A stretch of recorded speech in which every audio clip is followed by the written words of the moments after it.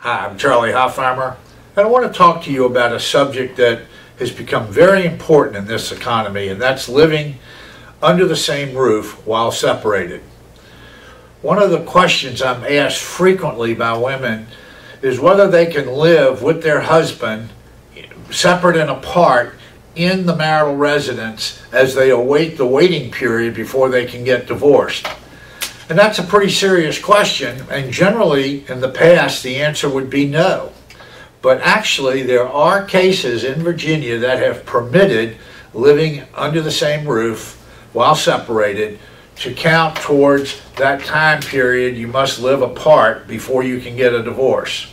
And to help you determine or to qualify for being able to do that in those courts that permit it, okay, I have in my book written guidelines for separation while living under the same roof. And those guidelines, and this won't be all of them, but they're clearly obvious ones. One, don't sleep in the same bedroom at night. Live preferably in different parts of the house. If you cannot share a bathroom, that would be helpful. Don't fix food for your spouse. Don't accept him fixing food for you. In other words, you really do have to live separate and apart. You need to have separate phones, and that's not a big deal in this day and time with cell phones. But you truly need to live completely separate and apart, and you need to let people know about it.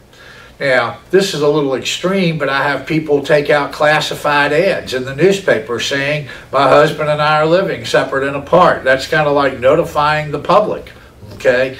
In addition, you know, you can't be sneakily separated, meaning, and that's a good word, sneakily.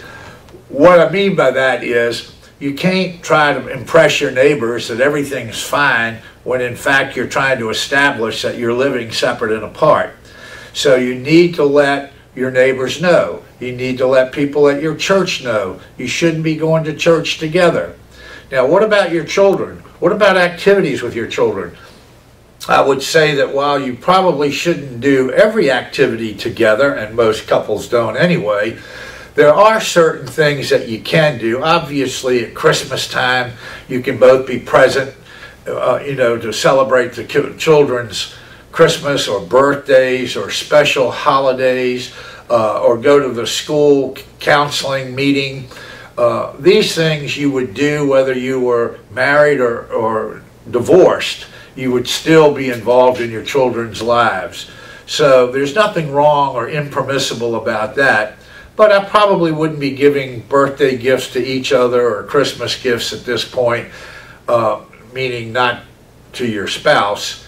And basically, you should do everything that you can to try and live separate and apart, and you should have some objective third parties come to your house every couple of months to see that you really are following through and living separate and apart. They can see that you have one bedroom, your husband has another, that the meals are prepared separately, etc.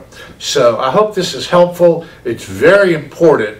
And the court in Virginia Beach, for instance, they even have a special hearing to determine for people who attempt to show that they're living separate and apart. They have a special hearing to establish whether sufficient precautions were taken by the couple to in fact establish that they were living separate and apart under the same roof. Again, thank you very much. Look forward to working with you.